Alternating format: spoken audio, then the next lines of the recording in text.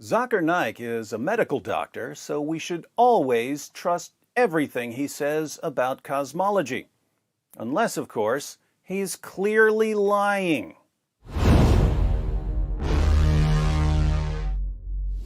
Over the past few decades, Muslim apologists went all in on two arguments: the perfect preservation of the Quran and the amazing scientific accuracy of the Quran. People like Ahmed Deedat and Zakir Naik were successful with these arguments for two main reasons. One, their listeners were all too eager to accept any defense of the Quran, no matter how absurd. And two, non-Muslims didn't know enough or care enough to offer much of a response. But times are changing. Critics of Islam are exposing lies faster than Sheikh Yasser Qadhi can say that the standard narrative has holes in it. Let's consider an example. Zakir Naik has a famous lecture and a book titled The Quran and Modern Science, Compatible or Incompatible? The first argument he gives is supposed to show that the Quran talked about the Big Bang in two different verses nearly 14 centuries ago. This is Islam's greatest living apologist, so you're going to want to hear this. In the field of astronomy, in 1973, there were a couple of scientists who got the Nobel Prize. And these couple of scientists, they described the creation of the universe. And they called it the Big Bang. The 1973 Nobel Prize in Physics had nothing to do with the Big Bang. I assume Zakir Naik is referring to Arno Penzias and Robert Wilson, who won the Nobel Prize in 1978 for their discovery of the cosmic microwave background radiation.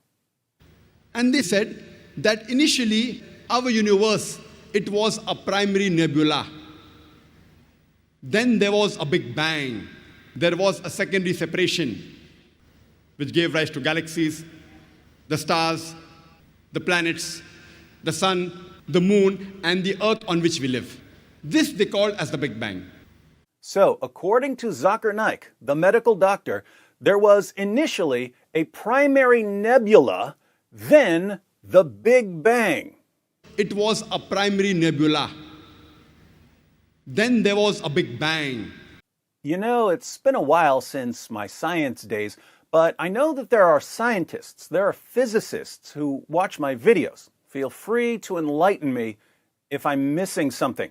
Is it just me, or is Zakir Naik, Islam's greatest living apologist, spouting complete nonsense here?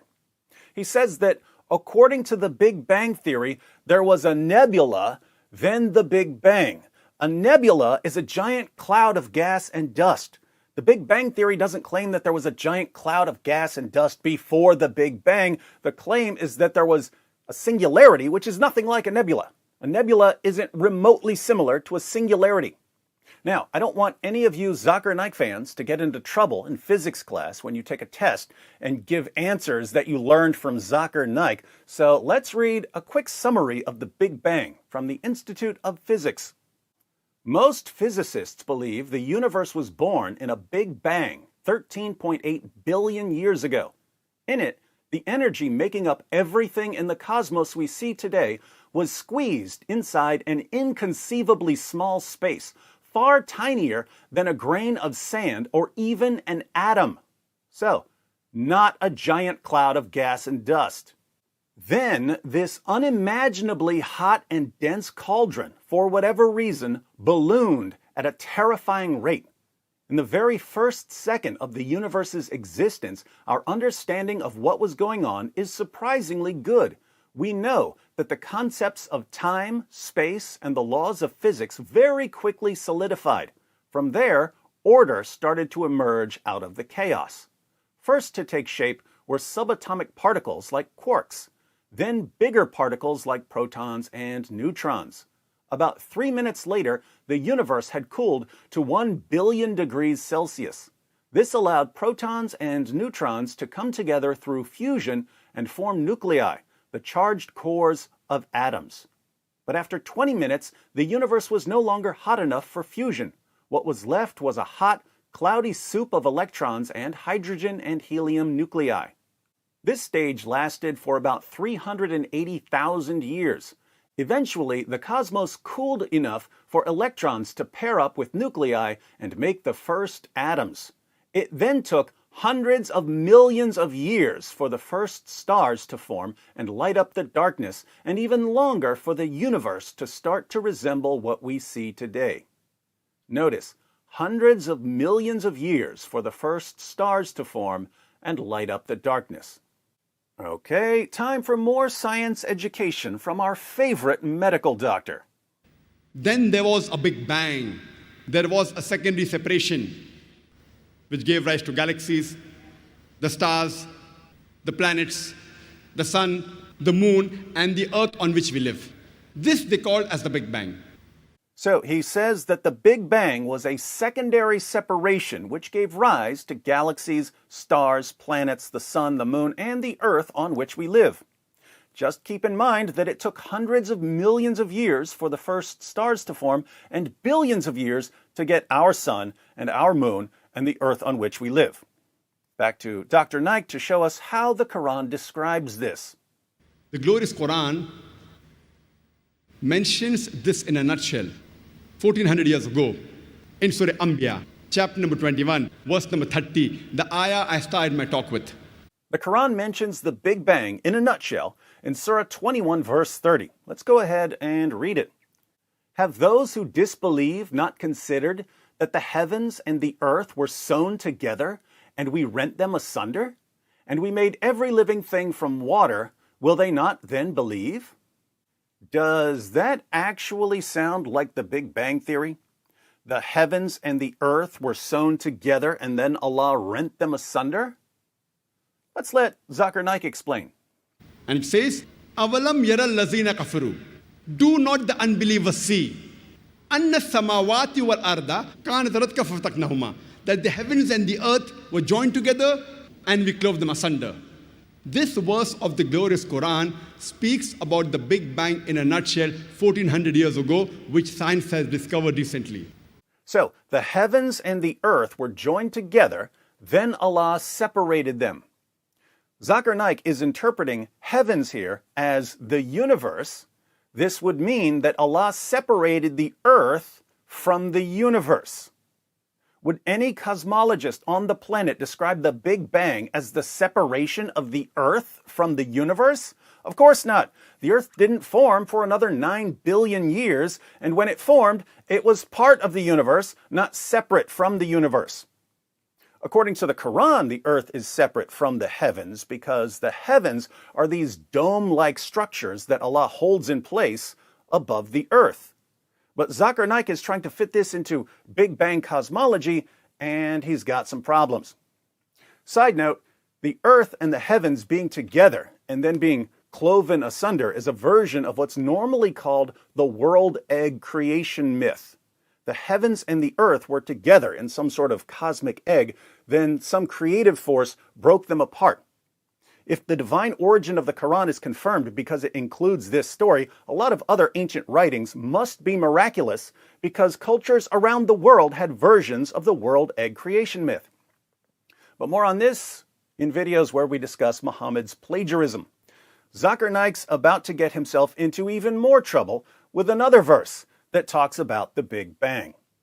The glorious Quran says in Surah Fussilat, chapter number 41, verse number 11, moreover, he comprehended in his design the sky when it was smoke, and said to it, and the earth, come ye together willingly or unwillingly, and they said, we come in willing obedience. Surah 41, verse 11. Then he turned to heaven while it was smoke, and said unto it and unto the earth, come willingly or unwillingly. They said, we come willingly. Notice, once again, just as in Surah 21, verse 30, that heaven and earth were already present at the Big Bang. It gets worse if we read the rest of the passage, starting in verse 9. Say, do you indeed disbelieve in the one who created the earth in 2 days, and do you set up equals unto him? That is the Lord of the worlds. So, Allah created the earth in 2 days. What did he do then? He placed firm mountains therein, rising above it, blessed it, and apportioned its means of sustenance therein in 4 days, alike for all who ask. So Allah created the earth in 2 days. Then, over the next 4 days, He set up all the mountains and provided sustenance, i.e., food for all the creatures who would need it. What did He do next? Then He turned to heaven while it was smoke, and said unto it and unto the earth, Come willingly or unwillingly. They said, We come willingly. So the earth was up and running, but the heaven was still just smoke. Then He decreed that they be 7 heavens in 2 days, and revealed to each heaven its command. And we adorned the lowest heaven with lamps and a guard. That is the decree of the mighty, the knowing. So Allah turned the smoke into the 7 heavens after He set up the earth. He adorned the lowest heaven with lamps, referring to the stars. The lowest heaven, which contains the stars, is the universe that we're familiar with. This means that the 7 heavens and the stars came after the earth. Putting this together with Surah 21 verse 30, the heavens and the earth were initially together, but Allah clove them asunder so that the earth was separate from the heavens, i.e. the universe. Allah started working on the earth first. Once He got the earth up and running, He turned to the heavens, which were still just smoke, and fashioned them into the 7 heavens, and then filled the lowest heaven with stars. Does this sound like the Big Bang Theory in a nutshell? If this is Allah trying to describe the Big Bang, Allah is the worst communicator ever. But Zakir Naik isn't done misrepresenting science and the Quran. Tell us about the smoke, Dr. Naik. Today, the scientists, they tell us that initially the celestial matter of the universe, it was in the form of gas. And the Arabic word used in this verse of Surah Fussilat chapter 41, verse number 11 is dukhan. Dukhan does not merely mean gas, it specifically means smoke. So, scientists tell us that the celestial matter was initially in the form of gas, but the Quran says smoke. Smoke includes gas, but most gas is not smoke. Does this mean that the Quran is wrong? And today scientists say that smoke is a more closer and more scientific as compared to gas, because that time it was hot. Imagine, the Quran mentions 1400 years ago, which we discovered recently, that the initial celestial matter of the universe, it was in the form of smoke. Islam's greatest living apologist just claimed that scientists tell us that it's more accurate to refer to the initial celestial matter as smoke because it was hot. And today scientists say that smoke is a more closer and more scientific as compared to gas, because that time it was hot. Let me ask those of you who study science. Have you ever, anywhere in your entire life, met a scientist who would say that if a gas gets hot, you call it smoke? According to Zakir Naik, scientists tell us that the correct term for hot gas is smoke. Does this man have any clue what he's talking about? Smoke is given off by the burning of organic material, wood, paper, coal, things like that. Organic material contains carbon. There was precisely 0 organic material for a long, long time after the Big Bang because carbon hadn't been invented yet. So no scientist in the world would call the early gases smoke just because they were hot. Do you know what the scientific term for hot gas is? Hot gas. Now think about how Islamic dawah works. Think about what people like Zakir Naik do to convince their listeners that the Quran contains miraculous scientific knowledge. They misrepresent science and they misrepresent the Quran. The Big Bang Theory claims that initially there was a singularity.